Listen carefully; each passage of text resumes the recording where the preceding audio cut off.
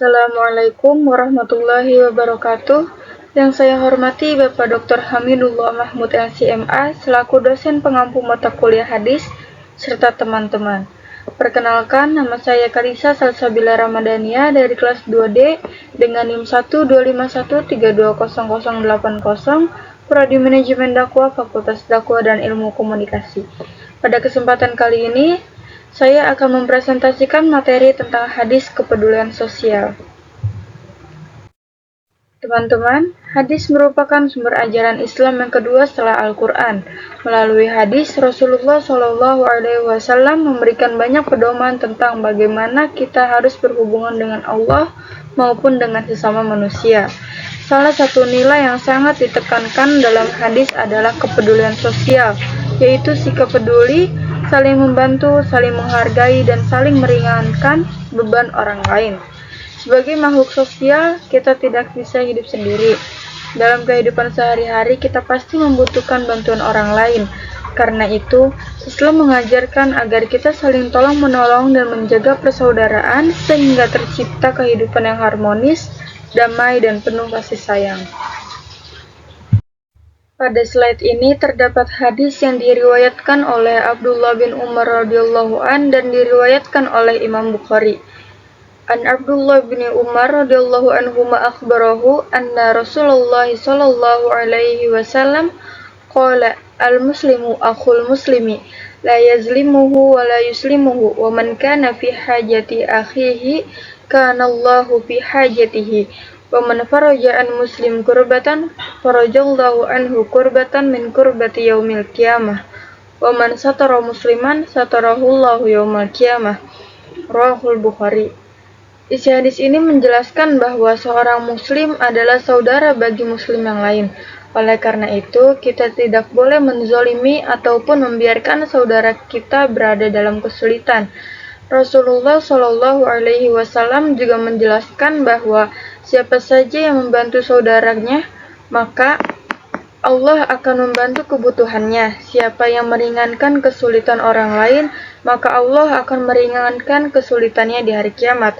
Dan siapa yang menutupi aib saudaranya, maka Allah akan menutupi aibnya di hari kiamat.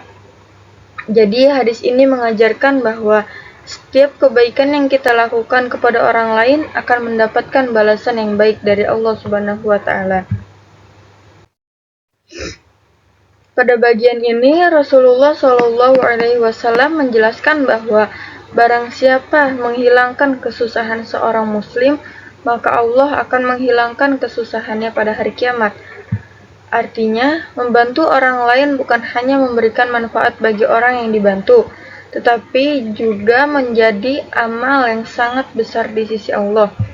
Contohnya, menghibur teman yang sedang berduka karena kehilangan anggota keluarganya, membantu teman yang mengalami kesulitan. Terus ada juga membantu teman mengerjakan tugas ketika ia sedang sakit, membantu tetangga yang terkena musibah seperti banjir atau kebakaran. Nah, yang dimaksud Allah akan menghilangkan kesusahan di hari kiamat adalah Allah memberikan pertolongan kepada hambanya ketika menghadapi berbagai keadaan yang sangat sulit pada hari kiamat. Misalnya saat manusia merasa takut ketika menunggu hisab atau perhitungan amal, ketika amalnya ditimbang saat melewati jembatan Shirathul Mustaqim, atau ketika menghadapi berbagai kesulitan sebelum mendapatkan keputusan masuk surga atau neraka. Sebagai balasannya, Allah memberikan kemudahan dan pertolongan kepada orang yang semasa hidupnya suka membantu orang lain. Pesan yang bisa kita ambil adalah, jangan menjadi orang yang hanya memikirkan diri sendiri, jadilah pribadi yang mau membantu dan meringankan beban orang lain. Karena setiap kebaikan pasti akan mendapatkan balasan dari Allah Subhanahu wa taala. Selanjutnya, hadis ini juga mengajarkan tentang pentingnya menutupi aib sesama muslim. Rasulullah Shallallahu alaihi wasallam bersabda bahwa siapa yang menutupi aib saudaranya, maka Allah akan menutupi aibnya pada hari kiamat. Menutupi aib bukan berarti membenarkan kesalahan. Maksudnya adalah kita tidak menyebarkan kesalahan atau keburukan orang lain kepada banyak orang, apalagi jika hanya untuk mempermalukannya. Kalau memang teman kita melakukan kesalahan, sebaiknya kita menasehatinya secara baik-baik dan secara pribadi. Contohnya, tidak menyebarkan kesalahan teman di media sosial, tidak menceritakan keburukan teman kepada orang lain, menegur dan menasehati teman secara langsung dengan sopan. Pesan yang dapat kita ambil adalah menjaga kehormatan orang lain, menghindari ghibah, dan tidak membuka aib sesama muslim. Ini contoh-contoh bentuk kepedulian sosial, kepedulian terhadap keluarga, menjalin hubungan baik dan membantu saat mengalami kesulitan, menjaga kebersihan dan melestarikan lingkungan, aktif dalam kegiatan sosial dan membantu sesama, kepedulian terhadap tetangga masyarakat. Kesimpulannya, kepedulian sosial merupakan bagian penting dari ajaran Islam. Setiap muslim memiliki tanggung jawab untuk membantu sesama. Kepedulian sosial memperkuat ukhuwah Islamiyah. Kebaikan yang dilakukan kepada sesama akan mendapatkan balasan dari Allah Subhanahu wa taala. Sebagai penutup dapat kita simpulkan,